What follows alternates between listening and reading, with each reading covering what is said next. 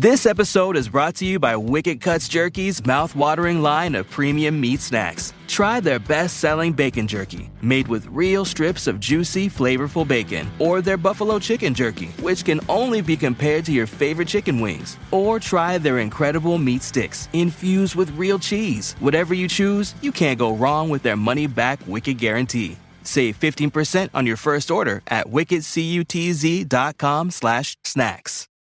Start your countdown to the most delicious Sunday of the year at Whole Foods Market. The Easter in Bloom event is on. Experience it in stores from March 29th through April 11th with irresistible deals and delights store-wide. Save on feast-worthy animal welfare certified meats like spiral cut ham and boneless ribeye. Then add a flash of green to the scene with savings on organic asparagus. Too busy to cook? Don't sleep on their crowd favorite catering. Find all of that plus Source for Good floral bouquets and more at your local Whole Foods Market.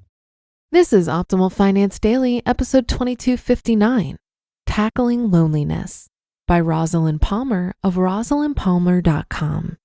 And I'm your host and personal finance enthusiast, Diana Merriam. Welcome back to our Sunday bonus episode, where I share an article with you from a different podcast in our network to keep your life nice and optimized. Today's episode is coming from Optimal Relationships Daily, which covers everything from friendships to marriage, parenting, and a whole lot more. You can find that show wherever you're listening to this. And please do follow or subscribe to the show to get new episodes every day. And with that, here's Greg with the post and commentary as we optimize your life. Tackling Loneliness by Rosalyn Palmer of rosalynpalmer.com. Earlier this month, it was Remembrance Sunday. I studied war literature as a part of my English degree, and the haunting poems and prose of the soldiers of World War I are forever engraved on my heart. At this time of year, we remember the fallen and pay our sincere respects to those who lost their lives. Yet, few authors of the time recognized another casualty of that war. Approximately 2 million surplus women who, as a result of that lost generation of young men, had limited chance of doing what society expected, to marry. They became the elderly great-aunts I remember as a child, for whom romantic love and connection had been brief or not at all. They gained companionship from each other, yet many lived solitary and lonely lives. You would think that this is now a thing of the past, but no, it is not. In our busy modern lives, it is estimated that over 40% of us will feel the aching pains of loneliness at some point in our lives. A study by the Co-op and British Red Cross reveals over 9 million people in the UK across all adult ages, more than the population of London, are either always or often lonely. Yet, despite how common loneliness is, few people are fully aware of the dramatic ways in which it impacts us. Loneliness, living alone, and poor social connections are as bad for your health as smoking 15 cigarettes a day. Loneliness is worse for you than obesity. Lonely people are more likely to suffer from dementia, heart disease, and depression. Loneliness is likely to increase your risk of death by 29%. Timely advice, as the number of people expected to be affected by loneliness and isolation could increase to at least 1.5 million by 2028. Yet loneliness is not just a factor of age. A survey by Action for Children found that 43% of 17 to 25-year-olds who used their service had experienced problems with loneliness, and that of this same group, less than half said they felt loved.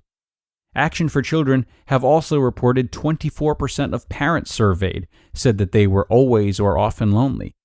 Research by Sense has shown that up to 50% of disabled people will be lonely on any given day. Is it modern life that is actually making us lonely? Research shows that loneliness does not depend on how many friends or relationships you have. Loneliness depends entirely on the subjective quality of your relationships, on whether you feel emotionally and or socially disconnected from those around you. That's why more than 60% of lonely people are married. When married couples no longer share their deepest feelings, thoughts, and experiences with one another, it can leave them feeling disconnected and alone. People in such relationships truly believe their spouse cannot offer them the deep connection they would like. Social interaction and a search for a sense of well-being is hardwired into all of us, A report by the Mental Health Foundation shows that loneliness in young people is increasing, with many feeling less connected and suffering more depression due to social media pressures, as it is all about the edited me, where everyone else looks to be having a wonderful day and fun times with friends, and thus their feelings of isolation and not being one of the in-crowd are made worse. Being mispopularity on social media doesn't protect you from loneliness. In fact, there is no correlation between people's Facebook usage and their overall friendship satisfaction or number of close friends, according to a State of Friendship report from GetLifeboat.com. Relying only on Facebook to socialize is not as rewarding as supplementing it with real-life FaceTime, as it's hard to get the same feeling of caring from a computer screen because you're missing the spontaneous laughs, warm hugs, and knowing nods, they said. However, on the flip side, just as technology can be isolating, it can also make it easier to keep in contact with old friends or family, which helps ward off isolation. Make a date with long-distance friends or relatives using FaceTime on your iPhone or iPad, or download the Skype app to connect with them in real time on your computer. It's great. In the home, there are a number of ways we can design for well-being and greater connection. We are basically tribal people who want to connect and belong. Yet, this needs to be balanced by the need for each individual to have the ability to some privacy. This is not only true of families with younger children. It is never more true than when the empty nesters find that their older children, due to university finishing or the need to save for a home of their own or divorce, are back in the family home again. Due to increased life expectancy and health issues, it is not uncommon to also find the older generation living under the same roof too. Well-being means being comfortable, healthy, and happy. So now is the era of living affordably while sharing and interacting with others. More housing for single people of all ages is now being designed to offer individual apartments with shared communal facilities and work and leisure facilities nearby. Many housing estates are now removing on-street parking and creating communal areas to encourage community interactions and safe outdoor play. Within a home, the key is to strike a balance between privacy and interaction. Allowing children or young adults to be autonomous in their own space is important, but so too is meeting together in communal areas such as the kitchen to share meals with no phones at the table and no TV blaring in the background. My memories of childhood include sitting with my grandma watching Call My Bluff and Dad's Army. So some shared screen time is also important, as is going outside either into the garden or for a walk in the park or neighborhood.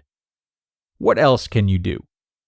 Well, just the simple act of saying hello to an elderly neighbor, or for that matter, a neighbor of any age, as the 20% of young people living alone face an estimated 80% increased risk of depression compared to their peers, can be a vital lifeline.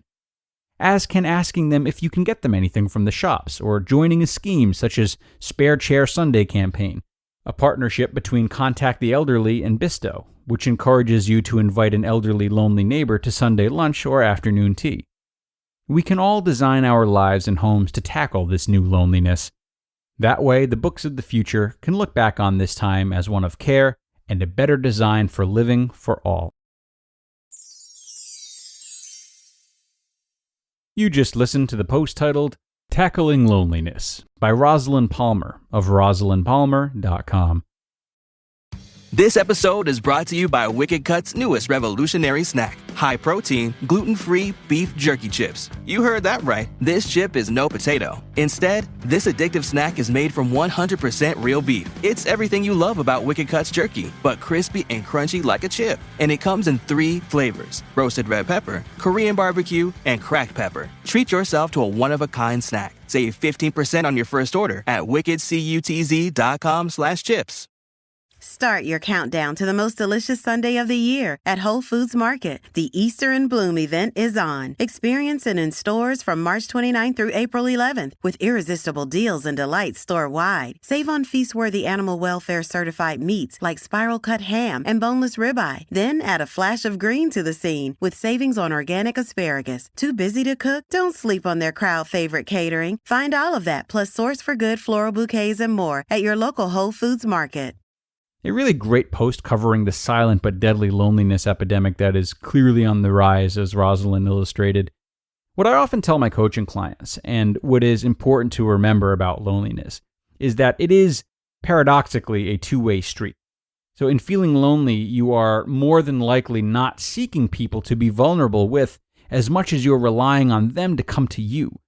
Much like helping others to take focus off of our own problems in a healthy way, we can also look to Rosalyn's last paragraph and make it a point to relieve ourselves of loneliness by reaching out to others and giving them a space to feel welcome and heard. Those facing loneliness are, ironically, a very large group with a very common goal. So if you're part of it, start unifying. It's what everyone wants. And on that note, we are going to wrap up this first episode of the week. What a good way to start it off. I really appreciate you all being here, and I will be back with you all tomorrow, as I am every weekday, where your optimal life awaits.